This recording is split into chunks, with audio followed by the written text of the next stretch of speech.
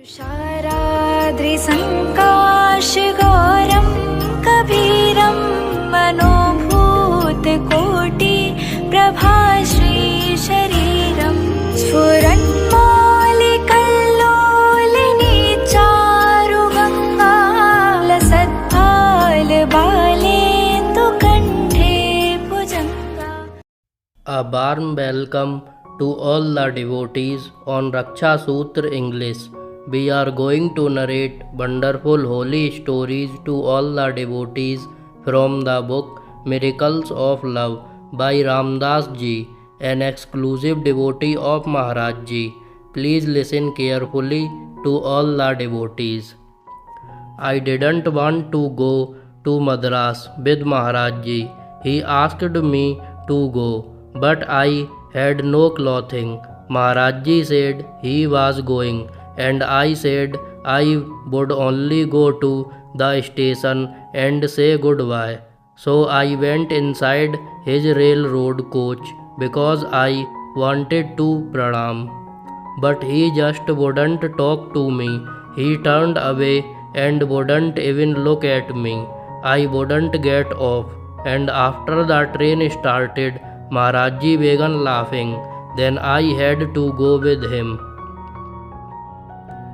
In those days, Maharaj Ji never stayed too long in one place, seldom more than 2 or 3 days. So I wasn't able to get his darshan more than a few times. Then I left Kanpur for Calcutta for 20 years, where I was very busy and had no connection with Maharaj Ji. When I returned to Kanpur, I remembered Maharaj Ji, wondering where he was and growing annoyed at myself for not seeking him. I left my meals for 2 months. My wife asked me why I was angry, why I wouldn't eat grains, but I never told her the reason. I was deeply annoyed with myself. Once in Allahabad, a man asked that I have the darshan of a very good saint. Without knowing the saint's name, I was taken to Dada's house.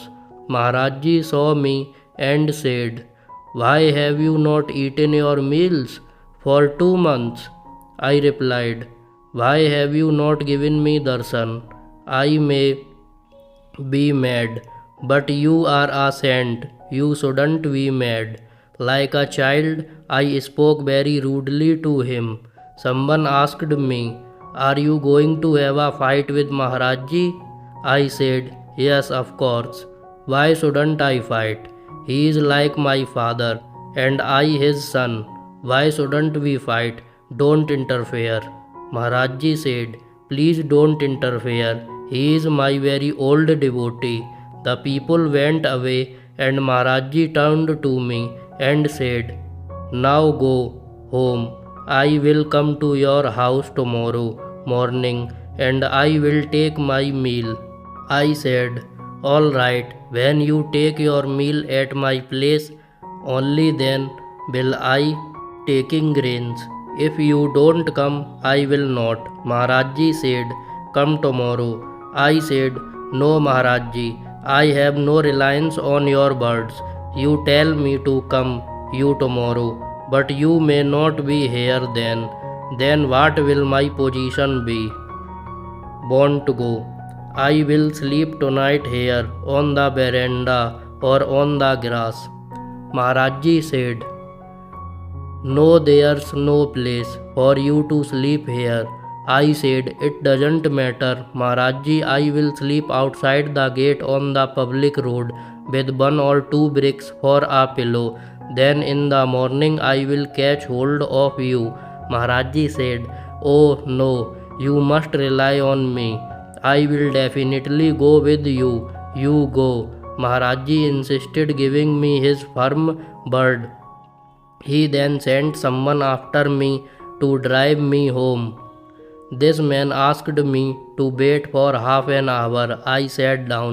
Several people who had overheard my discussion with Maharaj Ji told me that Maharaj Ji often gives a blank check that is never cashed. He may or may not come. I told them that I would come the following morning, and if Maharajji didn't come with me, I would take the oath that I would not even drink water until he came. As I was saying his, Maharajji immediately came from inside. Wait, I will go with you just now. We climbed into 2 cars and drove to my house. Arriving at about 11 at night, no fresh food was available, but Maharajji ate off the leftovers from dinner. Taking a little of whatever was offered, he said, I have taken. Now you eat. Start eating grains and don't fast. Then he left. This is the story of Maharajji's blessing upon me. By and by it increased. Often the quality of the play between Maharajji and devotees was truly childlike. Maharajji would plead with me like a spoiled child. Oh Ma, please sing bhajan, devotional song. He would quote the song. A well without water, a cow without milk, a temple without a lamp, so is a man without bhajan. It was the day of Raksha Bandhan, the day of tying protection ribbons on the wrists of your brothers. Earlier I had bought ribbons for my brothers and for Maharajji as well. I left the ones for my brothers at home but had Maharajji's in my purse. I would never spend this day with Maharajji, and I very much wanted to tie the ribbon around his wrist, but I felt shy doing it in front of so many people. When we were alone for a moment, he let me tie it on his wrist. Just then, someone came into the room, and Maharajji said to him very shyly, Mother is tying the Raksha Bandhan. Maharajji had been in his room all morning giving darshan to many people. After many hours, Dada whispered to Maharajji as a father to a child, Come Maharajji, you have been in here all morning and have never once gone to urinate. Maharajji put the blame squarely on Dada's shoulders. It's all your fault. You didn't remind me. Maharajji once seemed to make a great effort to pick up a dead fly on a piece of paper. Finally, he held it out for Dada to take. As Dada reached for it, the fly flew away, and Maharajji said angrily, I went to all that trouble, and you let it go. Baba, said Dada, it was in your hand, not mine. Maharajji just laughed. In 1968, at Kainchi, Maharajji would spend most of the day sitting on Dada's bed. He would say, Dada keeps awake, so I must stay up too. At 3 a.m., he came to Dada's room, knocking, You bake me, so today I bake you. But it's 3 a.m., protested Dada, and I bake you at 5. Maharajji just laughed and came in. Once the Maas came to Maharajji, saying, Maharajji, come take your bath. Go away, he replied. I don't want to.